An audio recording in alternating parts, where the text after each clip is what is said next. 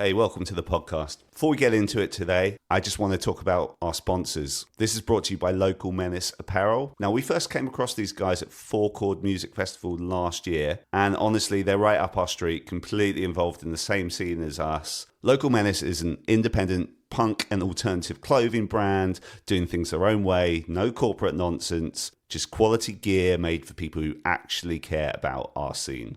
Whether you're heading to a show or you're just repping the culture day to day, they've got you covered. Head over to localmenace.com. That's localmenace.com. Head to their store and you can use our discount code, which will get you 25% off. The code is WASTETIME. That's WASTETIME. That's localmenace.com. Link will also be in our show notes. All right, let's get into it.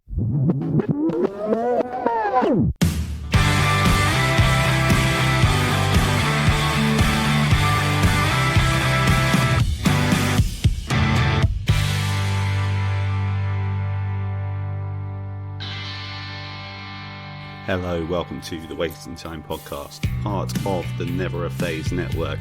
Real short intro today. We have super busy weeks. I'm away in a couple of days and Nick was away with work. We just didn't get a chance to get an intro for this one, so I'm hopping on here real quick just to say hello and lead us into it. Before I do so, just want to shout out everyone going to Warped Tour Festival this weekend. Have a good time, particularly everyone from Never a Phase who's going. Can't wait to see everyone's content and interviews. Also, in terms of new music, don't have Nick to bounce off, but I'm just going to say, obsessed with Menzinger's new single, Better Angels. So good. Mayday Parade. What's it called? Weekend Song, I think it was called.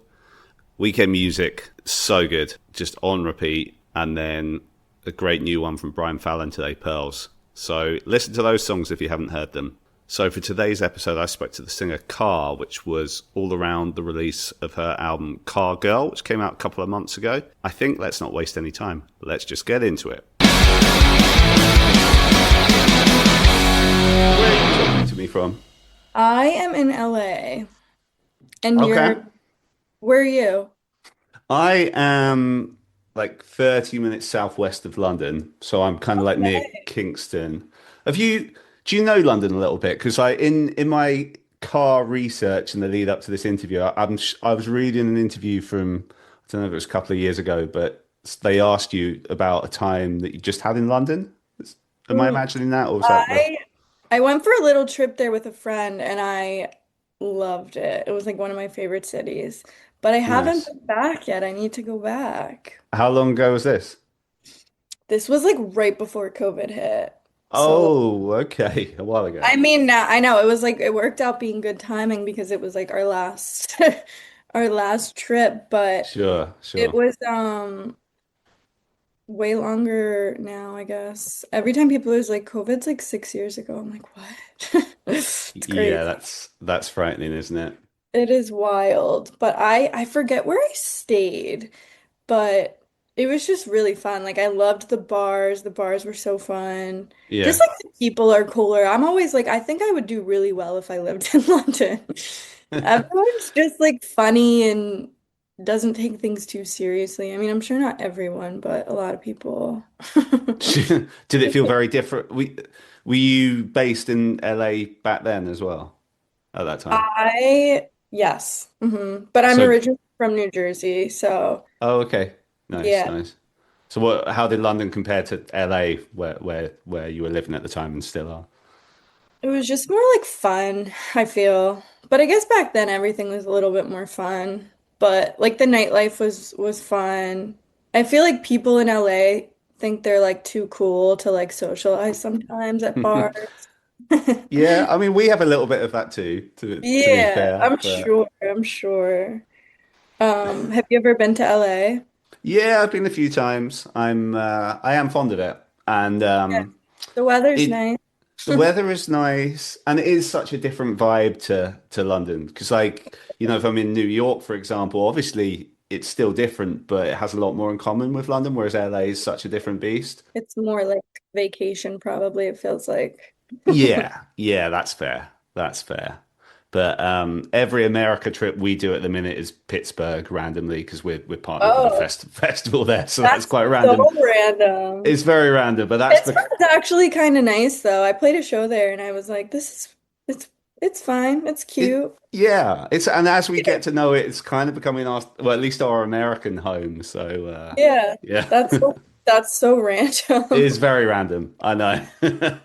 Well, so how's 2026 been so far for you? I know like we've got the big release coming up, which we'll get into Yeah. very shortly, but yeah, It's been what's good. how's it I looked? feel like it's been like time. I've said this in like every podcast I've been on, but like time has been going so fast for me. I don't know like what is in the air, but I feel Right? like I'm like, holy shit. This whole like last year and a half, I'm like, whoa. Um, so I feel like it's just been like flying by and I'm like, holy shit, how is my album coming out in like a week now? It's crazy. I feel like it hasn't like sunk in yet. Yeah, yeah. How long ago did you track these songs? Like a year ago, I think. Oh, okay. Okay. Yeah, So you've been so I you think it's like a long time coming, you know? so you've been living with these songs for a long time then. Yeah, yeah, yeah, which is kind of hard to do as an artist because you're always like off doing something else and you're like, oh, wait, I was in such a different space when I wrote these songs. But, and you kind of like play them till they're dead for Yeah. like a year. Does that make it a little harder to get excited about the release for just because you've having been with these songs for so long, or is it just do you still? I guess there's like that curiosity to see how the world receives them. I guess so that must spur you on. Yeah.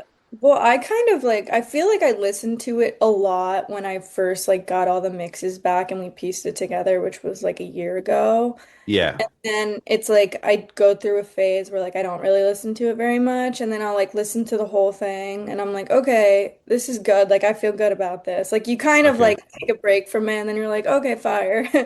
But I think it's like I think it's good that they're just like coming out in the world. Yeah, I think it's just like a new excitement. Like you're like, oh, Yeah. it's fun. And I suppose I should say, so this will be released once the album's out. So if you're listening to this now, you can listen to the record. So we can talk about it as if it's out because Oh yeah, I've heard the record in full, so sweet. we can We can treat it like it's out, if that makes sense. amazing.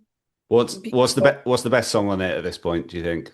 As someone who's obviously lived with these songs for a long time. I mean, my personal favorite is Third Date. But Yeah, okay.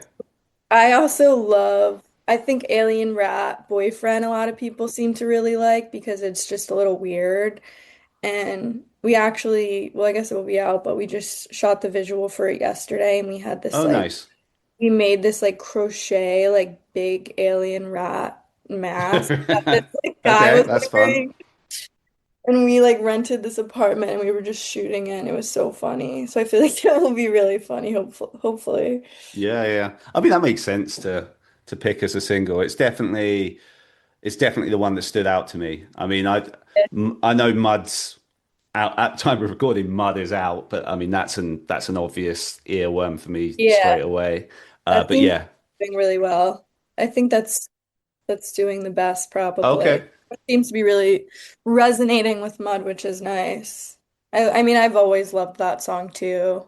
yeah, yeah. And I love like the like mommy daddy, like the more like chill one too. There's a nice variety on it, and like you seem to like historically you've always had a knack for choruses. I feel, and like there's a lot of that showcased on this record. Totally. And Is I that obviously have a little like soft spot for tennis balls because it's about my dog. So I'm like, oh, it's like the nice little song on the album. and also like the sound? I mean, it still to me feels a little bit like it's got a bit of that kind of indie pop thing going on with like some of the like the fuzzy tones and stuff, but it's it's definitely got a foot in the pop punk world, which I think you've had like historically. But do you Hmm. think this record's a bit further that way, or I don't know? Well, Do you think it's unique? How does it sound to you?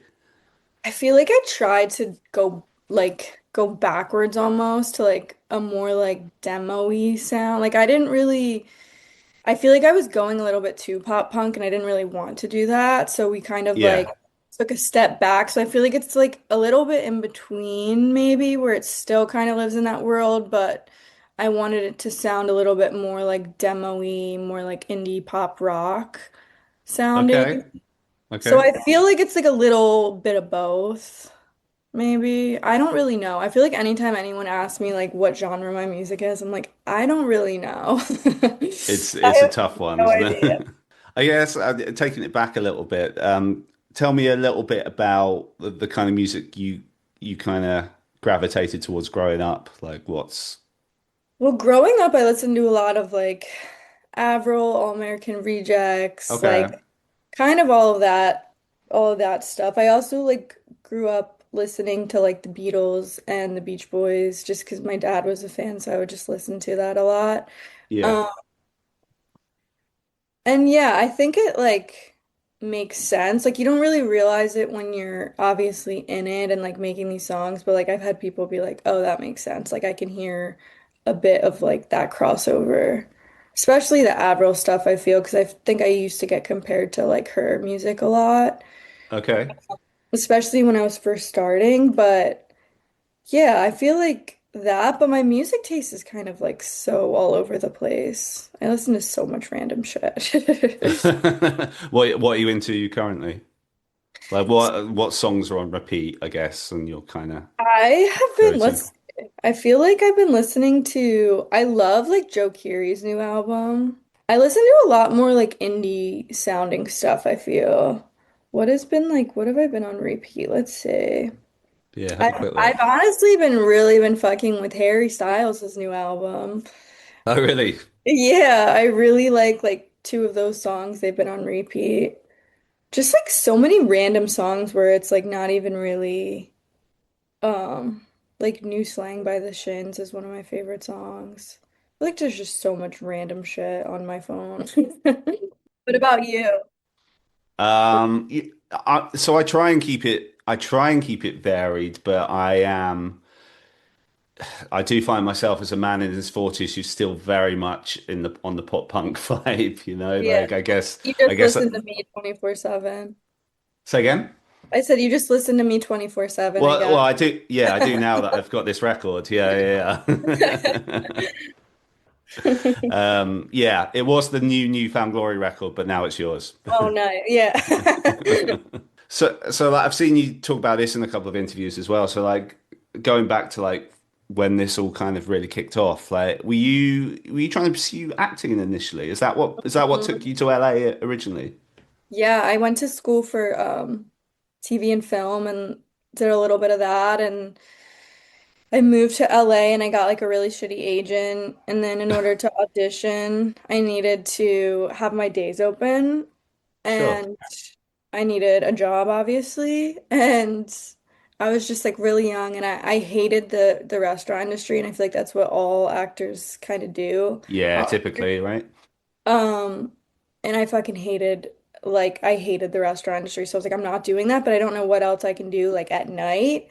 And I Yeah. saw this, like, ad for this recording studio that was hiring, like, a client service person for, like, the studios. And pretty much the hours were, like, 6 to midnight or something.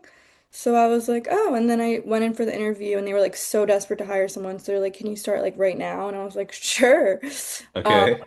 and then we kind of, everyone that worked there was kind of runners or boys that were trying to work themselves up to like produce and stuff, but they were trying Sure. to like work Sure. their way in. So they were all really like desperate to work and make songs, and everyone was really, really hardworking. So anytime we would get like a free night, like a lot of times the studios would be empty or it would be dead, we would just kind of like fuck around and make songs. And I think when I first moved here, like all my friends were in music pretty much. And then we Okay. just kind of would fuck around and make songs. And I like always knew I could sing. It was never like a passion of mine, I don't think. Um, but I think my mom is always like, it makes sense to me because as a kid, I was like a writer, like I was always writing. So she's like, I'm Yeah. not like fully like, it makes sense. Like, it's not like, holy shit, this is so crazy that you're doing this. It makes sense, but it's just like, kind of took me on a little journey to get there, I guess. Was there a particular moment in the studio where you kind of thought like, oh, this is something I could do? Like, were you messing around with like a cover, or was it when like the first ideas of a particular song came together for you? I think like we just kind of like made a bunch of demos. I Okay. don't even know if we call it demos because there wasn't like it wasn't even like I made a bunch of songs. Like I literally made like four songs and then I just like put them out. Like I wish I could be as careless as I was back then. Like I was just like, here you go. Like no plan, nothing. I just kind of put them out. And then I think the song Van McCann, which you live in the UK, so you probably know, um, people seem to really like. So then I got like a publishing deal, and then it kind of just kind of spiraled out from there, I guess. Oh, kind of went from that. Okay. Yeah. And did you start playing live around that time as well? I played like little shows, like just me getting them myself, at like Yeah. bars. Okay. Um, with yeah, just like a few little shows, but nothing like, I wasn't like opening for anyone or doing anything like that. Okay. So how did this lead to the old kind of Pete Wentz discovering you? Like, what's the bridge The from that to so I this? pretty much signed a publishing deal, and then through that they kind of were getting me in rooms with different like producers and writers. I see. And Yeah. then I ended up signing to this indie New York label called Pack Records. So I Okay. did do like small EPs with them.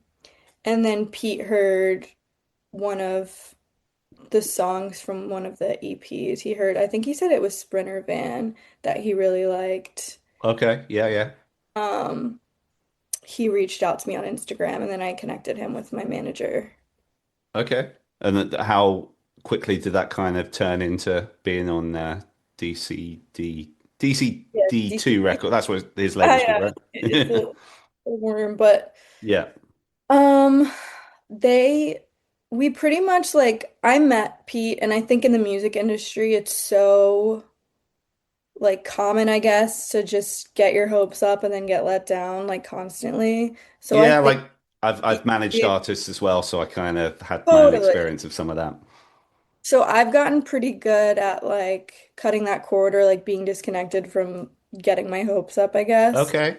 Okay. Um, So I wasn't really like expecting much. Like you meet people and you're like, okay, like you like my music. What are you gonna do to help me? Like, are you gonna sign me? Yeah. Uh, so I met Pete and we just vibed like as friends like so hard and I think Okay. he like Well, related were you to sorry to cut in? Were you a fan of Fall Out Boy prior to that at all? when I was younger, I listened to a lot. Like I loved Fall Out Boy. Okay. I wouldn't say I was like a huge fan. Like I knew obviously of Pete Wentz and I remember yeah, just like I mean, I was obviously younger when they were a thing and um but their music is so good and their videos and I remember their videos specifically. I always thought were so Yeah. cool. But so I met Pete and then he was kind of just like interested in signing me, but with DCD2, it's like kind of like a joint thing where like we need another label to hop on. Okay. So, we kind of like took a minute where he was like actually interested, but it's like, obviously I just said in the music industry, you're kind of like, are you really interested? Like, what does this even mean? Um, Yeah. Yeah. so then we were taking a lot of meetings with other labels and just kind of like finding the right team because I think I wanted a team that would like understand me and not want to like, mold me into something and just kind of like let me do my thing. So we ended up meeting with Seeker Music Group, which is Evan Bogart's venture, who is Okay. a big songwriter. And I just like loved Evan. Evan is just great and he's really funny and I feel like he's just he gets me as well. So it was a pretty easy like choice for me, I guess. So how long have you been with that team now? This is the second album I'm Okay. releasing with them. So I think like 3 years maybe, 4 years. Okay. But it took a minute. Obviously, being in the music industry, I'm sure you know. Yeah, Deals and yeah, things take a long time. I am aware. Yeah. Yes. So, out of that, did you find yourself suddenly on like some pretty cool tours and stuff? Like, looking at your history, it looks like you've toured with some pretty big hitters at this point. Yeah, well, I think before I was even signed to Pete's label, I did the Rex tour, which was like Oh, that probably was prior. Okay. yeah, which was Yeah. probably one of my favorite tours. Like it was just really fun. And um and then I did obviously the Fall Out Boy tour, which was amazing. Yeah. What was it like playing in front Yeah. of audiences of that size? I mean, so fun and like stadiums in the summer. Like it was just such a good memory and it was just Yeah. so fun. Like I just felt really grateful to be there, I guess. And it was Nice. just yeah, it was fun. Who else was on that tour? I did two short runs with them, and the Okay. first time it was Royal and the Serpent and um was it Jimmy Eat World on there? I don't know, I'm getting them all mixed up. And then Hot Mulligan was on the second one, who I really Okay. loved. Yeah. Yeah.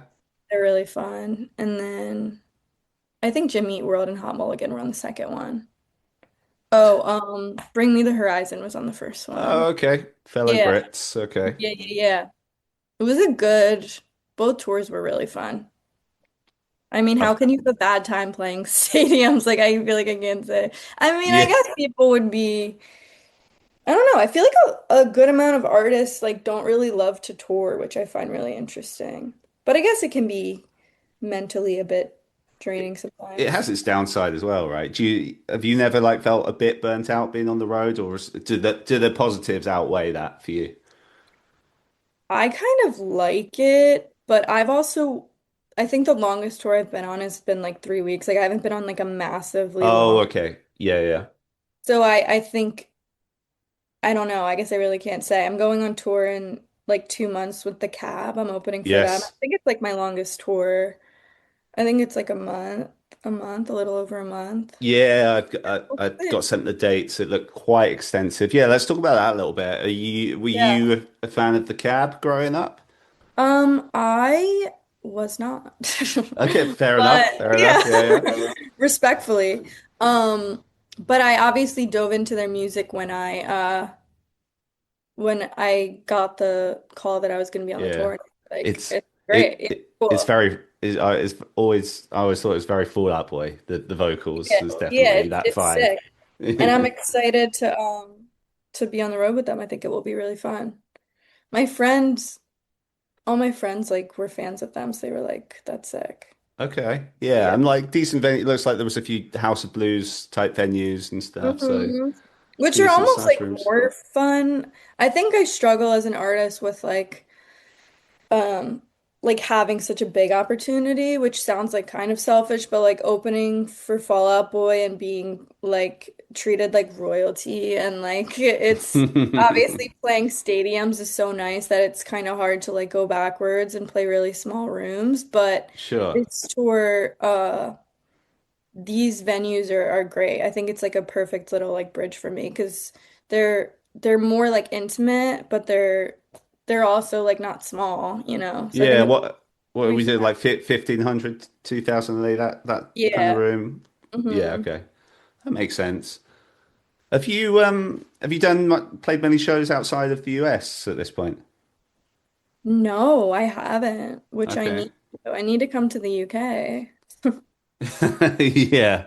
Um, any UK artists who are kind of on your radar at the minute? Ooh, not really, honestly. I don't really like, I'm not really in tune with like new artists, Fair I guess. enough. What artists do you manage? I manage a solo guy called Warwin who is Okay. British but he lives in Australia. I'm very Okay. excited about him at the minute. And I manage another group from just outside of London called Sharp Eyes. They're my two Okay, sweet. clients at the minute. Yeah. Sweet. I'll have But to dive. Yep, I'm biased, so I'm obviously going Yeah. to recommend them Like I both. think they're But yeah, great. yeah. Well, Do you, sweet. I saw I was watching another interview of yours earlier today, and you were kind of talking about you've always kind of you haven't been a fan of the industry as such, and you were Mm-mm. saying like that it kind of bums you out how you almost have to be an influencer to try and make it as a singer or a, in a band or whatever. That interview was from a few years ago. Do you still feel that way? Yes. I think I've always been a little bit outspoken with my hatred of the industry, and I think it's just something that I don't enjoy making like vertical content and making TikToks and Yeah. I think it's hard. Like I think people put a lot of pressure on you to like make good music and also like be an influencer and post on TikTok every day because you got to get the algorithm moving and then like Mm. do all of this and you're like, what the fuck? Like I'm here to write and make good music. Like Yeah, yeah. why do I need to Sure. put myself out on TikTok? Um, so yeah, it's hard. I try and like find the positive in it where I'm like Yeah. try to kind of make it fun, but it's hard. It's not my favorite thing to do. Yeah. I think I get by making it like sarcastic, I guess. Fair enough. Like I Fair don't think enough. you'll ever see me like post a TikTok where I'm like dead serious, being like, you guys need to listen to this song. Like it's Um, but yeah, it's not my favorite. But I do love obviously like the visual process of like making videos and all of that. But yeah, not a fan of the industry. It just seems like everything is like a TikTok hit these days. Like in order to be Yeah. successful, you need to have like Yeah. a TikTok hit, which would be great. Like it would be great. I'm not being like super negative, but um it's hard. I think a lot of musicians can relate to that. Yeah. Do you find yourself like, even if you don't want to, getting sucked into the numbers sometimes? Like if you're putting out that content and you just obviously you put it out there and you want it to do well, but and it can be a bit addictive, all that kind of stuff, you know? Totally, totally. Um, yeah, it's like, especially if there's like a video where you're like, oh, this is gonna do so well, and then you drop it and it gets like Yeah. 200 views, and you're like, what the fuck? Right. Yeah. Yeah. That is not fun. Also, just like, yeah, I think I used to be worse with it. I think as I've gotten a bit better at like, not really looking at the numbers that much and just like posting and shutting my phone. Yeah. Fair I think enough. that's the way to do it truly. Because I think when you obsess over it, it's like, what is that gonna do besides like let you down, you know? It's so depressing. It is, yeah. It's I'm sure yeah. you understand if you manage artists. Do they like bitch or are they like good at it? Because some people like are really good at it and they really enjoy it. Yeah, both the artists that I mentioned to you, yeah, they're kind of they just know that that's how it goes, and they're quite creative, and they're willing to, To put themselves out there and do what they can. I did used to manage a band a few years ago who were kind of like more traditional rock and roll. They were a bit older and stuff, and they were just like, look, we just want to do a full length every 2 years tour that. We don't want to do any of this TikTok shit. And yeah, like, yeah, yeah. yeah. I'm on that wave. Yeah. And I'm not, yeah, that is like the correct way Yeah. to feel. But unfortunately, I as you know, it's know, just not yeah. how it goes, unfortunately. Yeah, yeah, yeah. Who's kind of like on, obviously, we've mentioned some amazing names that you've talked with. By the way, shout out Hot Mulligan. You said that they're fun. Like we did a thing with them last year at the Pittsburgh Festival, and like the inter the guy who does our videos and stuff edited it, so it made it look like they were like the biggest dicks in the world. So like just this little 30 That's second clip, hilarious. and it was really funny. But I was just like, That's so we funny. we can't put that out, and if we're going to put it out, we have to ask their team first. Which we did, and they came back and they were all over it, and all of them collabed on it. And I was just like, fair play, guys. They were happy to Yeah. make a They're joke of themselves, and that made me have, not that I didn't respect them already, but yeah, made me have mad respect for them.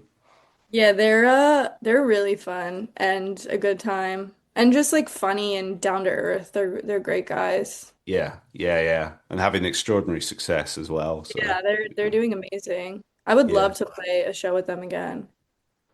who They're else a is lot of on? Who else is on like the list for people that you would still love to play show slash fun. tour with? I would love to play another show with Hot Mall again. I'm trying to think of like who else.